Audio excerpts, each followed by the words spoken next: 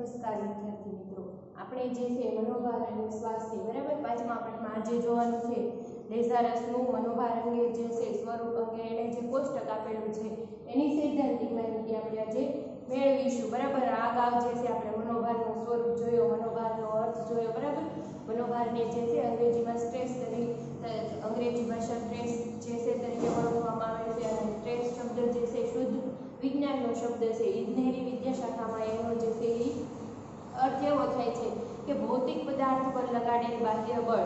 આવી બધી માહિતી જોયા ઉપરાંત છે મનોભારની વ્યાખ્યાઓ જુદા જુદા મનોવૈજ્ઞાનિકોએ આપેલી અને આ ઉપરાંત જે છે મનોભાર અંગે ઘણી બધી બીજી આપણે માહિતી મેળવી જે આપણા સ્વાસ્થ્ય ઉપર હાનિકારક અસર પહોંચાડે છે અથવા તો હળવો મનોભાર છે એ વ્યક્તિને જાગૃત કરે છે અને કોઈ પણ કટોકટીને પહોંચી વળવા માટે મદદરૂપ પણ થાય છે બરાબર।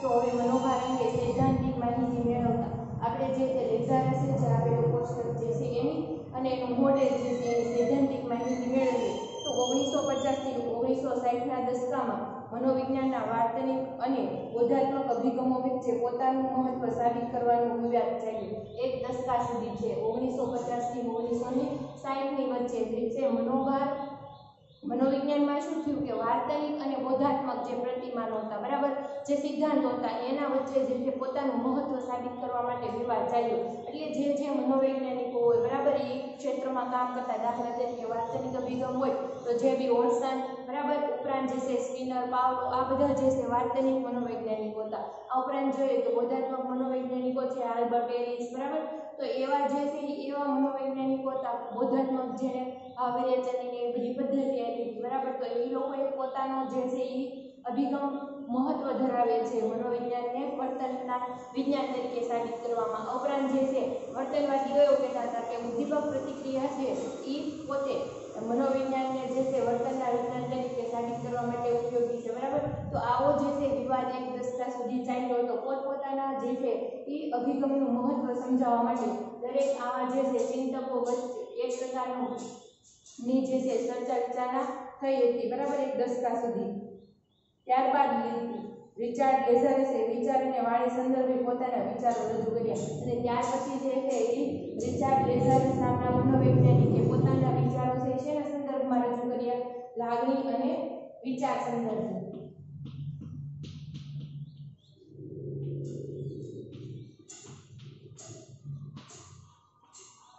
લાગણી અને વિચાર સંદર્ભે છે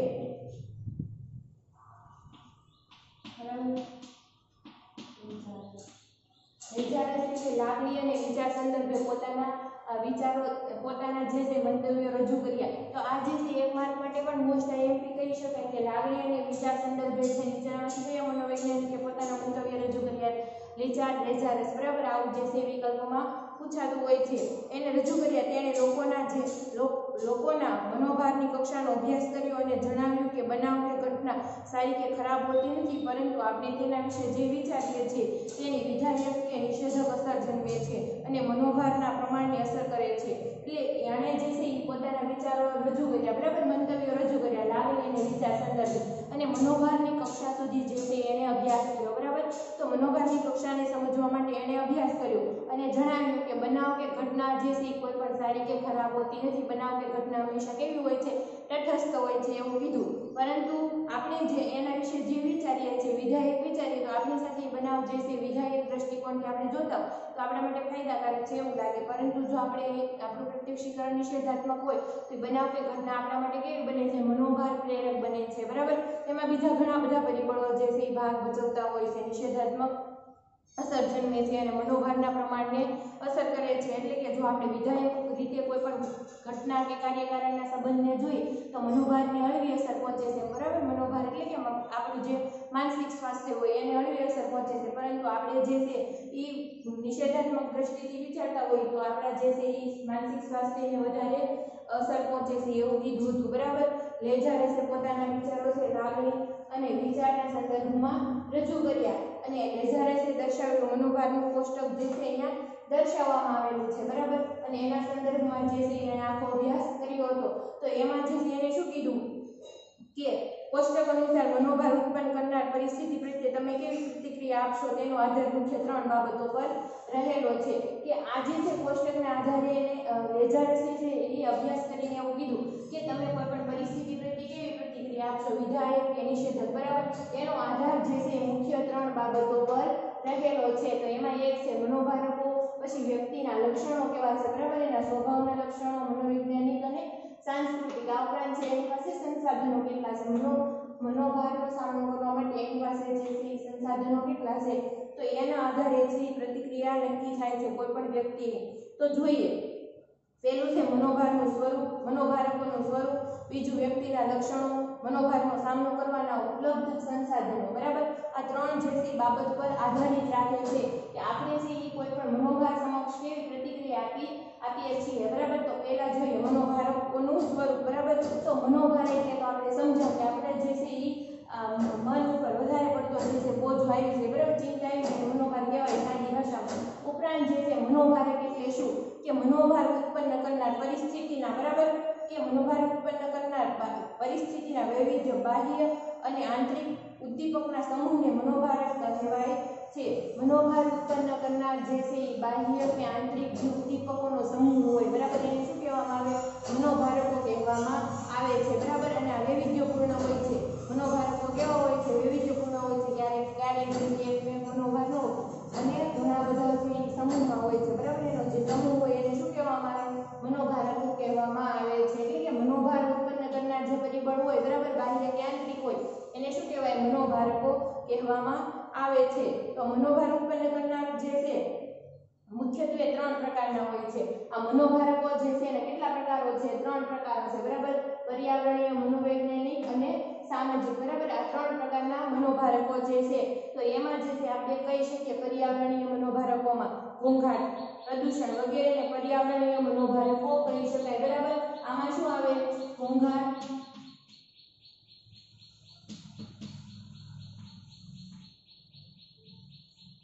પછી પ્રદૂષણ, બરાબર. દરેક પ્રકારના પ્રદૂષણનો આમાં સમાવેશ થાય છે. ભીડ, ગીચતા બધાનો સમાવેશ જે છે આ જે છે એ બધા પ્રદૂષણનો જે છે સમાવેશ થાય છે, બરાબર. એટલે કે ઘોંઘાટ, પ્રદૂષણ વગેરેને પર્યાવરણીય મનોભારક કહેવાય. એટલે કે પર્યાવરણ દ્વારા જે ફેલાતો મનોભાર હોય એને શું કહેવામાં આવે, પર્યાવરણીય મનોભાર કહેવાય. તમને એમ થાય કે ઘોંઘાટની અસર શું આપણા વ્યક્તિત્વ ઉપર થાય, તો આપણે જે છે અગાઉ 11મા ધોરણમાં ભણી ચૂક્યા છે, બરાબર. ઘોંઘાટ પરના જે પ્રયોગ હતા એમાં શું હતું કે પરિવર્તન કરવામાં આવતું હતું, સ્વતંત્ર પરિવર્તન, આધારિત પરિવર્તન અને નિયંત્રિત પરિવર્તન, બરાબર. આ ઘોંઘાટ અંગેનો જે છે એ અભ્યાસ આખો દર્શાવવામાં આવેલો છે કે ઘોંઘાટની પરિસ્થિતિમાં જો ભણાવવામાં આવે તો એની કાર્યક્ષમતા કેટલી હોય, કેટલી સ્મૃતિ શક્તિ હોય. ઉપરાંત જે છે ઘોંઘાટ વગરની શાંત પરિસ્થિતિમાં શિક્ષણ આપવામાં આવે તો એની જે છે એ કાર્યક્ષમતા પર શું અસર થાય છે, બરાબર. આ અભ્યાસ આપણે ભણી ચૂક્યા હતા. તો એમાં એવું જાણવા મળ્યું કે ઘોંઘાટની પરિસ્થિતિમાં જે છે અભ્યાસ કરાવવામાં આવે તો જે છે શિક્ષણ ઉપર નકારાત્મક અસર થાય છે. ઉપરાંત જે છે શાંત વાતાવરણમાં અભ્યાસ હોય કરાવવામાં આવે અથવા તો શિક્ષણ આપવામાં આવે તો પ્રયોગપાત્રના જે છે શિક્ષણ ઉપર સારી અસર પડે છે.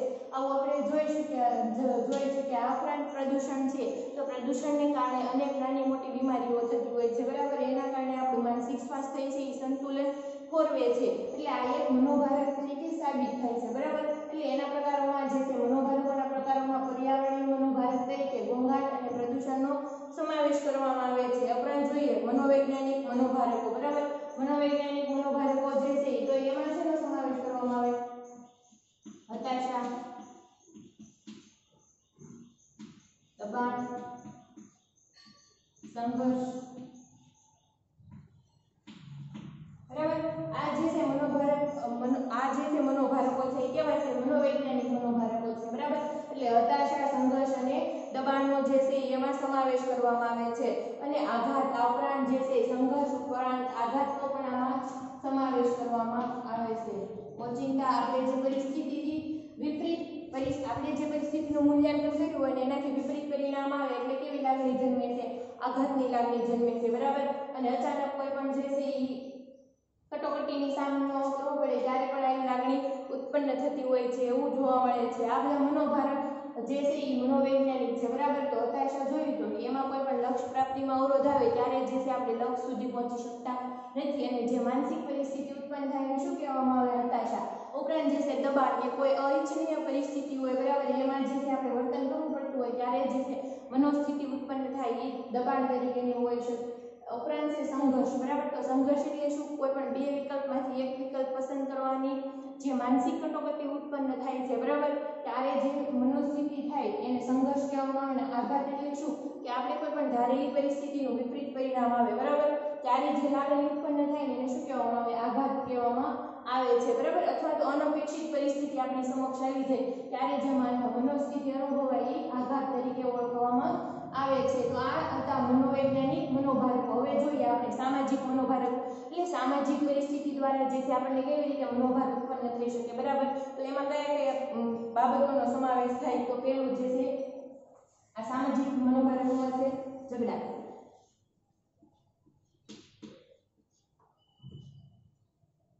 પછી એકલતા,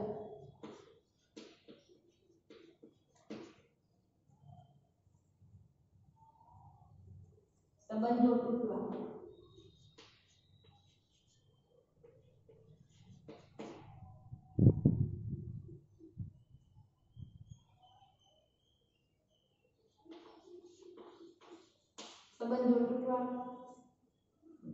વગેરે સામાજિક મનોભારો કહી શકાય બરાબર. ઝઘડા છે બરાબર, સામાજિક જે સંઘર્ષો થતા હોય જ્ઞાતિ વચ્ચે, ઘર કુટુંબમાં બરાબર, સમાજો વચ્ચે જે વૈમનસ્ય ફેલાતું હોય બરાબર, પૂર્વગ્રહને કારણે, અને જે પરિસ્થિતિ ઉત્પન્ન થતી હોય ઝઘડામાં પરિણમતી હોય બરાબર. તો આ ઝઘડો જે છે એ તીવ્ર આક્રમકતાનું સ્વરૂપ દર્શાવે છે. ત્યારે વ્યક્તિ જે છે એકદમ કેવા હોય છે?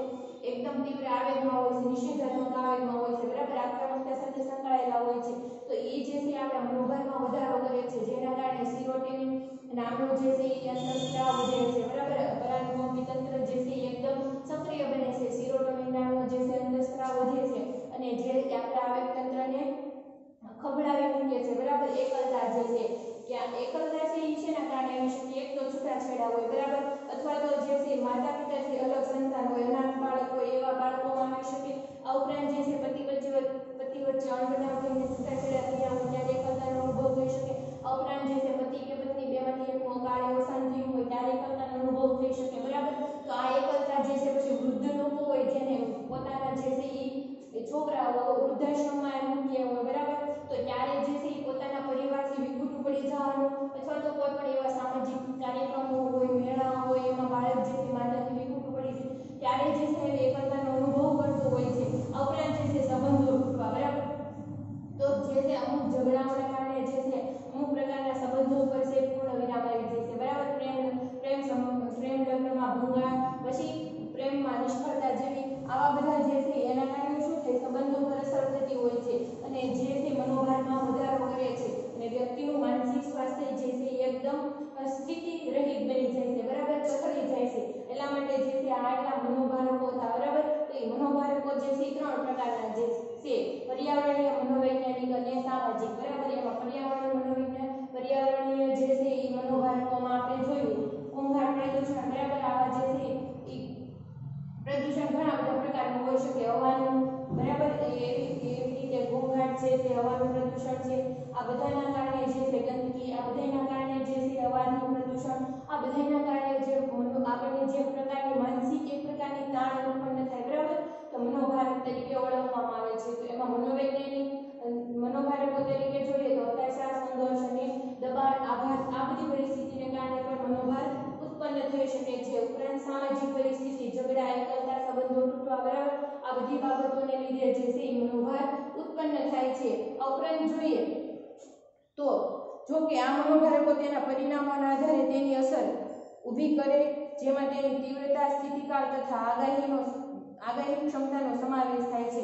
જેટલા તીવ્રતા અને સ્થિતિકાળ વધારે એટલો મનોભાર વધારે, જેટલી આગાહી ક્ષમતા ઓછી તેટલો મનોભાર વધારે. જો આ બધું આ મનોભારના પ્રકારો છે એના કારણે આપણને મનોભાર તો ઉત્પન્ન થાય જ છે, પરંતુ આનો આધાર શેના ઉપર રાખે કે વ્યક્તિ એના પરિમાણો ઉપર બરાબર. એ મનોભારકોનું જે છે માપ કેટલું છે બરાબર, આ માપ જે છે એ કેટલું છે કે આપણને મનોભાર અસર કેટલા આપણા સ્વાસ્થ્ય ઉપર આ મનોભારકની અસર, તો તીવ્રતા, જેટલી તીવ્રતા વધારે હોય બરાબર, તો તીવ્રતા વધારે હોય ને મનોભાર વધે.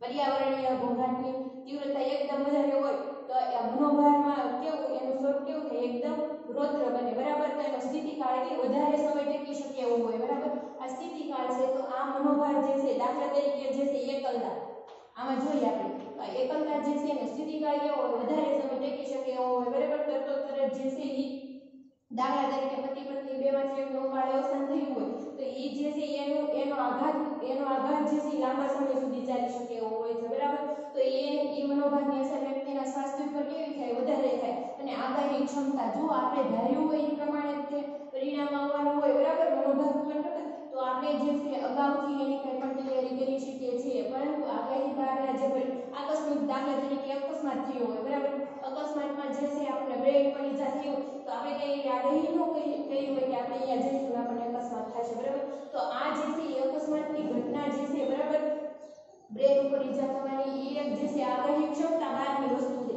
એટલે આપણા જે છે મનોભારમાં વધારો થાય છે બરાબર આ ત્રણેય પ્રકાર તો જે છે તે અસર કરે છે મનોભાર પર સાથે સાથે તે કેટલા પ્રમાણમાં છે તો છે એની તીવ્રતા સ્થિતિકાળ એટલે કેટલા સમય સુધી ટકે છે અને આગાહીકારક છે કે નહીં જો આ એટલું બધું બાબતોને ધ્યાનમાં રાખવામાં આવે તો એની અસર મનોભારની અસર સ્વાસ્થ્ય પર વધતા ઓછા પ્રમાણમાં જોવા મળતી હોય છે હવે નેક્સ્ટ જોઈએ વ્યક્તિના લક્ષણો બરાબર મનોભારનો સામનો કરવામાં વ્યક્તિના લક્ષણો કેવા છે એ પણ મહત્વનો ભાગ ભજવે છે બરાબર જો વ્યક્તિ છે શારીરિક રીતે તંદુરસ્ત હોય માનસિક રીતે તંદુરસ્ત હોય તો એને જે છે મનોભારને પહોંચી વળવાની ક્ષમતા એના કેવી હોય વધારે હોય બરાબર ઉપરાંત જે છે એનામાં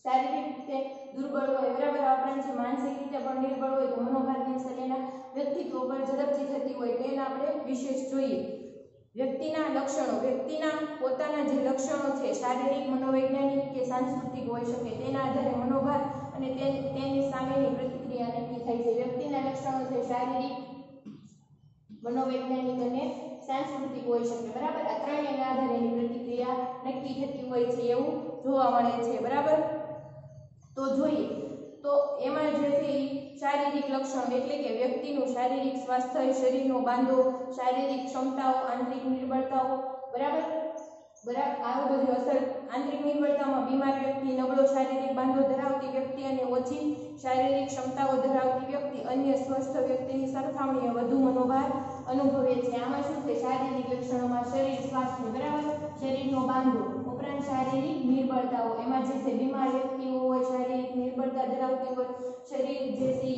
એકદમ એનું કાર્ય ન આપતું હોય બરાબર આવા વ્યક્તિઓ જે છે જેનું શારીરિક સ્વાસ્થ્ય સારું છે શરીરનો બાંધો પૂરતા પ્રમાણમાં સારો છે અને જે છે એને આંતરિક નિર્બળતા કોઈ પણ પ્રકારની નથી એટલે કે લાંબા ગાળાની કે ટૂંકા ગાળાની બીમારીનો ભોગ ન બનેલા હોય ખાસ કરીને આંતરિક નિર્બળતામાં છે લાંબા ગાળાની જે બીમારી હોય કેન્સર છે બરાબર તો આ એડ્સ છે તો આવી બીમારીઓને કારણે શું થાય છે કે વ્યક્તિનું માનસિક સ્વાસ્થ્ય કથળે છે અને નાના મનોભારનો પણ સામનો કરવામાં કેવો થાય છે નિર્બળ બને છે અને એટલે કે એનું જે છે માનસિક સ્વાસ્થ્ય એકદમ સેન્સિટિવ થઈ જાય છે બરાબર માનસિક રીતે ભાંગી પડે છે આવા વ્યક્તિઓ એટલે એટલા માટે જે છે જેનું શારીરિક સ્વાસ્થ્ય બરાબર ન હોય એ વ્યક્તિ જે છે એ પોતે મનોભારનો સામનો કરવા માટે જે છે નિર્બળ બને છે અને જે સ્વસ્થ લોકો હોય એની સરખામણીમાં જે છે ઓછો મનોભારનો સામનો કરી શકે છે અથવા તો વધારે મનોભાર અનુભવે છે એવું પણ કહી શકાય છે તો આ ઉપરાંત જોઈએ તો મનોવૈજ્ઞાનિક લક્ષણોમાં છે વ્યક્તિનું માનસિક સ્વાસ્થ્ય તેનો સ્વભાવ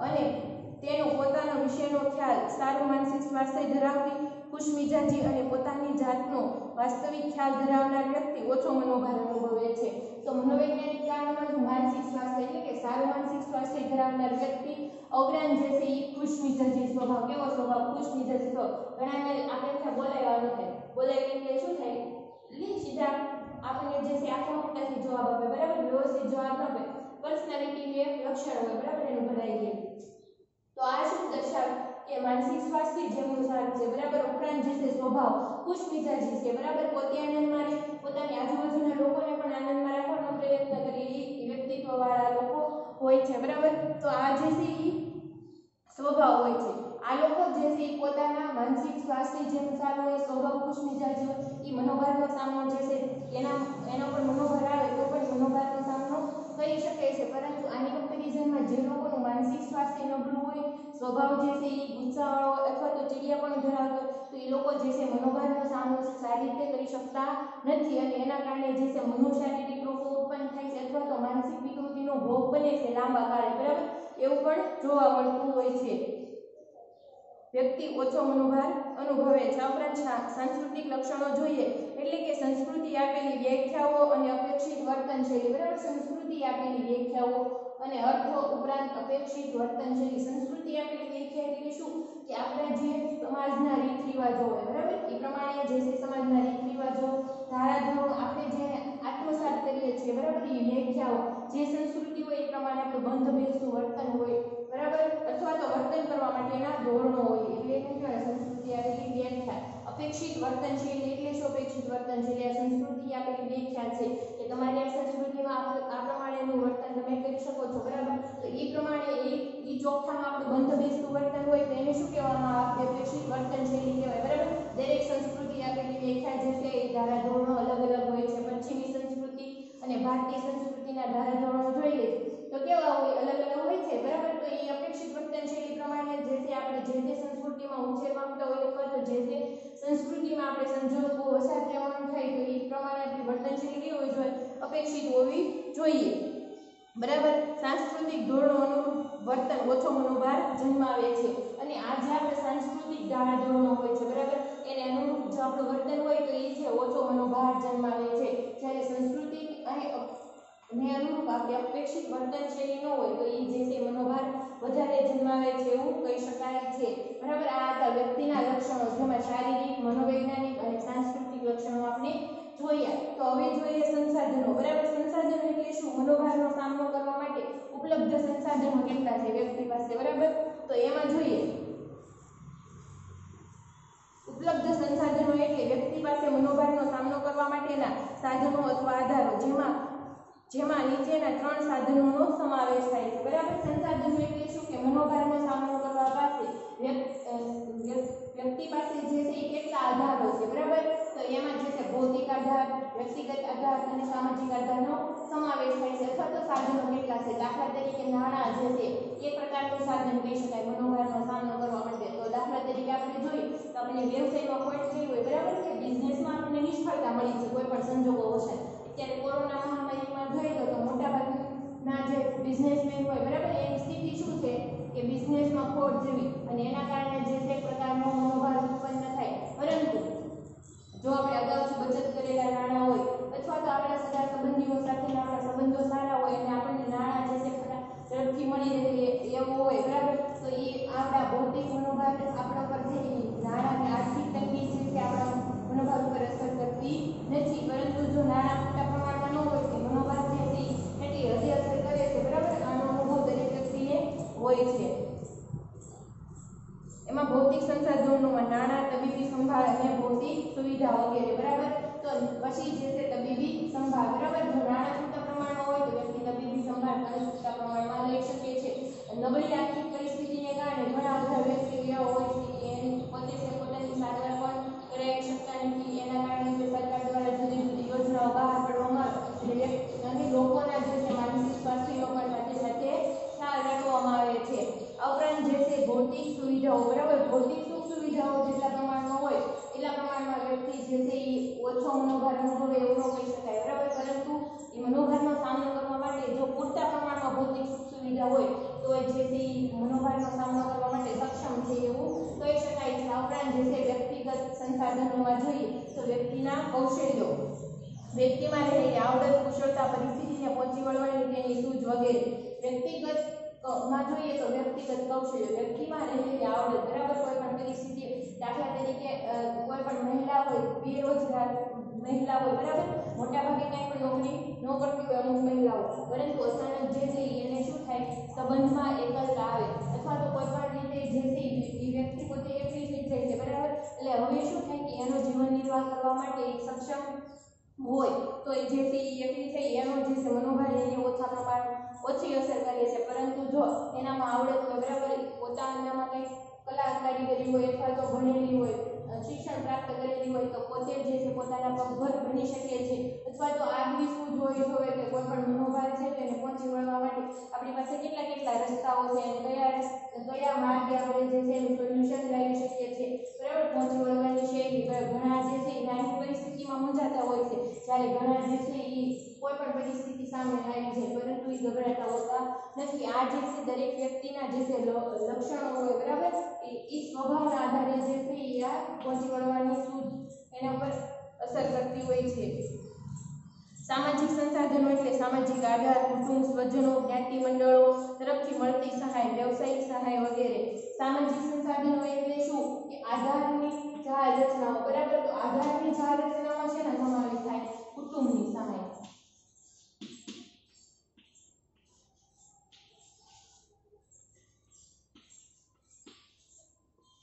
સ્વજનો, પછી જ્ઞાતિ મંડળ. આ બધા દ્વારા જે આપણને વ્યવસાયિક સહાય મળે ને એને શું કહેવામાં આવે છે કે આધારની જાળ રચનાઓ કહેવામાં આવે છે. આ કુટુંબની સહાય એટલે શું આપણને એવું થાય કે કુટુંબ તો બધાને સહાય કરતું જ હોય પરંતુ એવું હોતું નથી. ઘણી વખત જે છે ભગ્ન કુટુંબો હોય બરાબર. ભગ્ન કુટુંબ એટલે શું ભાઈ જુદા થઈ ગયેલા કુટુંબો હોય બરાબર. એટલે જે છે સંયુક્ત કુટુંબ અને વિભક્ત કુટુંબમાં રહેતા હોય બરાબર. આ ઉપરાંત જો આવા સંયુક્ત કુટુંબમાં રહેતા હોય તો એ લોકોને જે છે એ શું થાય કે કુટુંબ તરફથી સહાય જે છે વધારે પડતા પ્રમાણમાં મળે. દાખલા તરીકે જોબ કરતું કપલ હોય બરાબર તો એ સંયુક્ત કુટુંબમાં રહેતો હોય તો એનો જે છે બાળ ઉછેરની જવાબદારી એના માથે રહેતી નથી બરાબર. એટલે કે એ જે મનોભાર હોય છે બાળકોને ઉછેર કરવા એ જે છે એના વડીલો દ્વારા એને સહાય મળતી. આ એક નાની અમથી બાબત કહી શકાય પરંતુ આવી ઘણી બધી સહાય જે છે આપણને પ્રેમ, હૂંફ, લાગણી, સંલગ્નતાની આ બધી જોડાણની ભાવના જે છે ક્યાં પૂરી થતી હોય આપણી કુટુંબમાં પૂરી થતી હોય બરાબર. એટલે જે છે કુટુંબની સહાય જે લોકોને મળતી હોય છે ઓછો મનોભાર અનુભવે છે. ઉપરાંત જે છે સ્વજનો બરાબર. તો આપણે સ્વજનો તરફથી આપણને કેટલી સહાય મળે છે વ્યવસાયિક સહાય, આર્થિક સહાય, ઉપરાંત જે છે જ્ઞાતિ મંડળો બરાબર. જુદી જુદી જ્ઞાતિઓ દ્વારા જે છે દરેક જ્ઞાતિના શું ચલાવવામાં આવે સંગઠનો ચલાવવામાં આવે અને દરેક જ્ઞાતિના લોકો જે છે એમાં વિદ્યાર્થી સન્માન સમારોહ ગોઠવવામાં આવે કે ઉચ્ચ પ્રાપ્તાંક પ્રાપ્ત કરેલા વિદ્યાર્થીઓ એને સન્માન કરવું બરાબર. તો એના કારણે શું થાય કે જે ગરીબ વર્ગના વિદ્યાર્થીઓ હોય બરાબર એના માતા પિતાને જે વધારાનું ટેન્શન હોય ભણાવવાનું બરાબર અથવા તો આર્થિક ખર્ચ કરવાનો એ શું થાય જ્ઞાતિ મંડળો દ્વારા જે છે એને સહાય આપવા માટે એ મનોભાર ઓછો થાય છે. આ ઉપરાંત જે છે જોઈએ તો એ લોકો પણ વિધવા સહાય આપવામાં આવે બરાબર. તો એવી રીતે પછી કોઈ પણ જ્ઞાતિમાં જે છે ગરીબ કુટુંબો હોય બરાબર એમને સહાય આપવામાં આવે. તો આ જે છે જ્ઞાતિ મંડળો દ્વારા સમૂહ લગ્ન કરાવવામાં આવે. આવા બધા જે છે કાર્યક્રમો કરાવવામાં આવે તો એની કારણે શું થાય છે કે જ્ઞાતિના લોકો જે હોય છે એનામાં જે છે વધારાના મનોભાર જે છે સામનો કરવા માટેની તાકાત મળી રહે છે બરાબર. અને એના કારણે જે છે મનોભાર ઓછો અનુભવે છે. એટલે કે આપણી પાસે જે છે એ મનોભારનો સામનો કરવા માટે ત્રણ બાબતો મુખ્ય છે. મનોભારકો છે બરાબર. તો એ જે છે આ ત્રણેય પ્રકારના હોય એ આપણે આમાં જોઈ લીધું કે પર્યાવરણીય, મનોવૈજ્ઞાનિક અને સામાજિક બરાબર. એના પરિમાણ કેવો હોય, માપ કેવું હોય કે એની તીવ્રતા કેટલી, સ્થિતિકાળ કેટલો અને આગાહી કરે છે કે નહીં બરાબર. એ બાબત ઉપર આધારિત આપણે આ ઉપરાંત જે વ્યક્તિના લક્ષણો જે છે બરાબર એ જોયું. આપણે સંસાધનો જે છે જેટલા પ્રમાણમાં વધારે ઉપલબ્ધ હોય એટલા પ્રમાણમાં ઓછો મનોભાર અનુભવતા હોય છે એવું જે લેઝરસ માને છે. ઉપરોક્ત ત્રણેય સંસાધનો જે વ્યક્તિ, સમાજ કે સંસ્કૃતિમાં વધુ ઉપલબ્ધ હોય ત્યાં મનોભાર ઓછો જોવા મળે છે. વ્યક્તિ પોતાના લક્ષણો, સંસાધનો અને સામાજિક મનોભાર ત્રણના આધારે મનોભારનું મૂલ્યાંકન કરે છે અને મૂલ્યાંકનને આધારે તેને કેવી રીતે પ્રતિક્રિયા આપવી તે નક્કી કરે છે. લેઝરસે આ મૂલ્યાંકનને બે તબક્કામાં વર્ગીકૃત કર્યું છે બરાબર. કે વ્યક્તિ છે એ શું કરે કે આ બધાનું મૂલ્યાંકન કરે કે પછી આ જે છે એ મનોભાર કેવો છે, એને કયા લક્ષણોથી ઉકેલી શકાય એવું છે ને ઉકેલવા માટે આપણી પાસે કેટલા સંસાધનો રહેલા છે. ત્રણેયને સાંકળી અને મૂલ્યાંકન કરે છે અને એની પ્રત્યે પ્રતિક્રિયા આપે છે. તો આ પ્રતિક્રિયા આપે ને એના માટે તે લેઝરસે છે બે પ્રકારનું જે છે એ મૂલ્યાંકન દર્શાવે છે બરાબર. તો એમાં જે છે એ કે મૂલ્યાંકનના બે તબક્કાઓ દર્શાવે છે બરાબર. તો બે તબક્કાઓ કયા છે? એક તો જે છે એ પ્રાથમિક મૂલ્યાંકન અને બીજું છે દ્વૈતિક મૂલ્યાંકન બરાબર. આપણે જે છે એ કોઈ પણ પ્રતિક્રિયા આપવા માટે બે પ્રકારના મૂલ્યાંકન છે એ કરતા હોઈએ છીએ. તો એમાં જોઈએ આપણે પ્રાથમિક મૂલ્યાંકન બરાબર.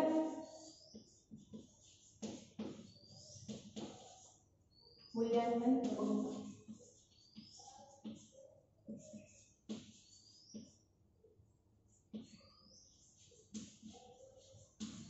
એક પ્રાથમિક મૂલ્યાંકન બરાબર. આ ઉપરાંત જે છે દ્વૈતિક મૂલ્યાંકન.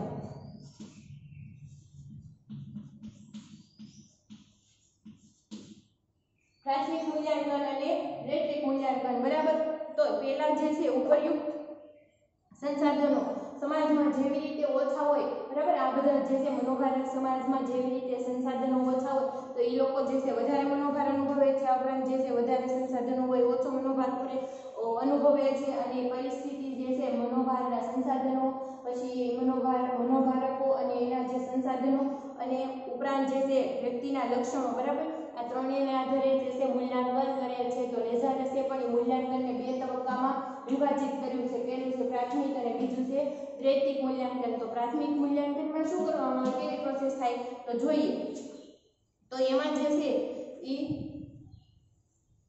પ્રાથમિક મૂલ્યાંકનના આ તબક્કામાં જરૂરિયાતની ગંભીરતા વિશે વિચારવામાં આવે છે, જેમાં શું બની રહ્યું છે, જે બની રહ્યું છે પોતાના માટે સારું છે, યોગ્ય છે, પ્રસ્તુત છે કે અપ્રસ્તુત છે, મનોભારજન્ય છે કે નહીં, જો મનોભારજન્ય લાગે તો તેની મૂળભૂત અસર કેટલી અને કેવી હશે, પ્રતિક્રિયા અપેક્ષિત છે કે કેમ, વગેરે બધા પ્રશ્નોને આધારે વ્યક્તિ પરિસ્થિતિનું મૂલ્યાંકન કરે છે. બરાબર, તો આમાં શું કરવામાં આવે, પહેલા તો ગંભીરતા વિશે વિચારવામાં આવે. બરાબર,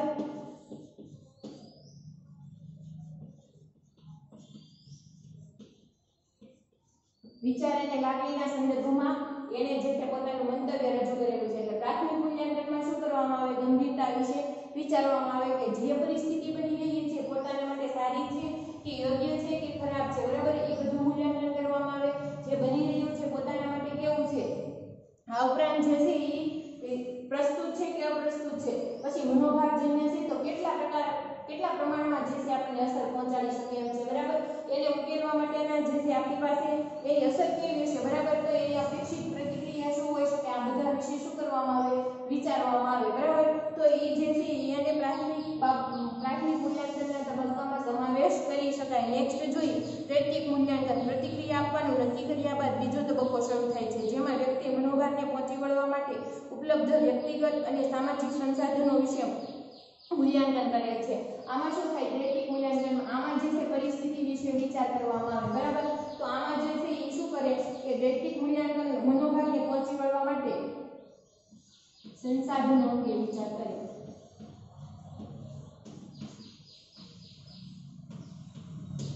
બરાબર, આમાં શું કરવામાં આવે કે સંસાધનો જે છે પોતાને પ્રતિક્રિયા આપવાનું નક્કી કરે. બરાબર, ગંભીરતા વિશે વિચારે, પછી પ્રતિક્રિયા નક્કી કરે, કેવી રીતે પ્રતિક્રિયા આપવી, પછી પ્રતિક્રિયા આપવાનું નક્કી કરે એટલે એ જે છે કયા સંસાધનો દ્વારા જે મનોભારને પહોંચી વળવા માટે એનો સામનો કરવા માટે. બરાબર, લડો અને ભાગી છૂટોનો જે છે ખ્યાલ એ પ્રમાણેનો એક પ્રતિક્રિયા નક્કી કરે છે. બરાબર, તો એમાં જે છે આ પ્રતિક્રિયા નક્કી કરે છે. બરાબર, તો એમાં જે છે એના સંસાધનો અંગે વિચારવામાં આવે છે. તો એમાં જે છે સંસાધનોમાં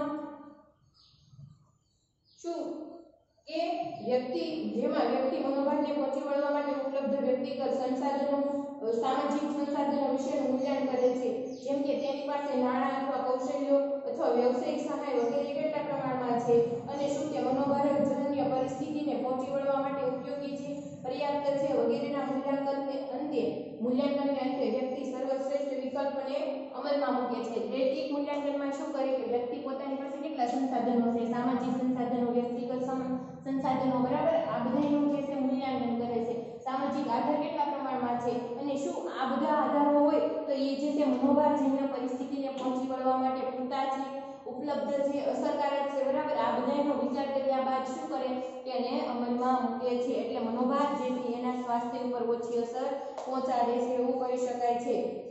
જો કે આ બંને મૂલ્યાંકનો પર કેટલીક અન્ય બાબતો પણ અસર કરે છે.